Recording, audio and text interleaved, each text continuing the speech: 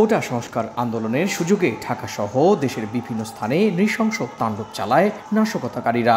রাষ্ট্রীয় সম্পদ ধ্বংসের পাশাপাশি আগুন দেয়া হয় সরকারি বেসরকারি স্থাপনায়। এর জেরে বাংলাদেশে বন্ধ হয়ে যায় ইন্টারনেট যোগাযোগ। ঠিক সেই সময় বাংলাদেশ ইস্যুতে মন্তব্য করে বসেন ভারতের পশ্চিমবঙ্গের মুখ্যমন্ত্রী মমতা বন্দ্যোপাধ্যায়। বলেন, কোনো বাংলাদেশি চাইলে পশ্চিমবঙ্গে আশ্রয় দেয়া হবে। আমি বাংলাদেশ নিয়ে কোনো কথা বলতে পারি না, কারণ ওটা একটা আলাদা দেশ। যা বলার ইন্ডিয়া গভর্নমেন্ট বলবে, আমি বলতে পারি না।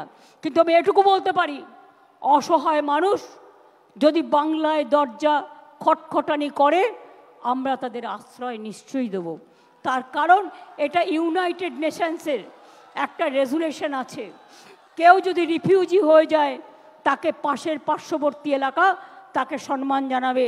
মমতার এমন বক্তব্যে বিভ্রান্তি ছড়িয়ে পড়ায় প্রতিবাদ জানিয়ে ভারতকে কূটনৈতিক নোট দেয় বাংলাদেশ। বৃহস্পতিবার ভারতীয় পররাষ্ট্র মন্ত্রণালয়ের নিয়মিত ব্রিফিংয়েও এ বিষয়ে প্রশ্ন করেন এক সাংবাদিক। জবাবে মুখপাত্র রণধীর জসওয়াল বলেন, পশ্চিমবঙ্গের মুখ্যমন্ত্রীর বক্তব্যের প্রতিবাদের বিষয়ে ঢাকার কাছ থেকে কূটনৈতিক নোট গ্রহণ করেছে নয়াদিল্লি। ভারতের সংবিধান অনুযায়ী কোনো বিদেশি রাষ্ট্রের বিষয়ে রাজ্য সরকারের কথা বলার এখতিয়ার নেই বলেও জানান তিনি। নগদের কাছে সব গ্রাহকই প্রিয়, তাই তো সারা দেশে ক্যাশ আউট চার্জ সবচেয়ে কম। We have received a diplomatic note, a communication from the Bangladeshi side protesting the comments made by Chief Minister of West Bengal.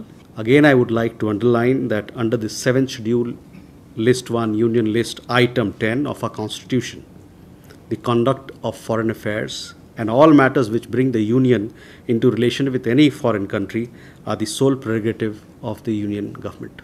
Bangladesh Bharat সীমান্তের বেশিরভাগই পশ্চিমবঙ্গের সঙ্গে, তাই বাংলাদেশের রাজনৈতিক কর্মকাণ্ডে কম বেশি প্রভাব পড়ে প্রতিবেশী ভারতের এই রাজ্যটিতে।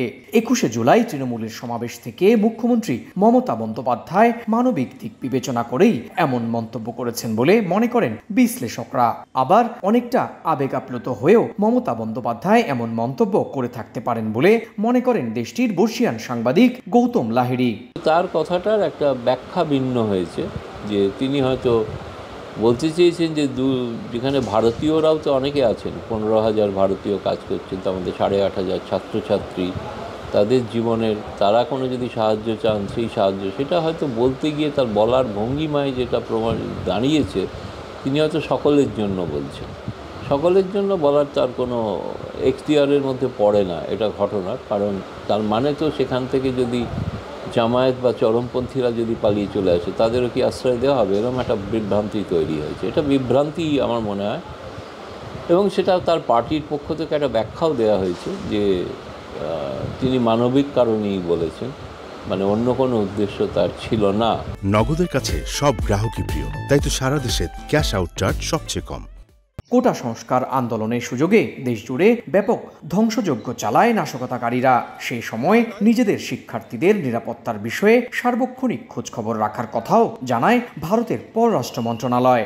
একই সময়ে মমতা বন্দ্যোপাধ্যায় বাংলাদেশিদের আশ্রয় দেওয়ার বক্তব্য দেয়ায় ভুল বোঝাবুঝি হয়েছে বলেও মনে করেন অনেক বিশ্লেষক।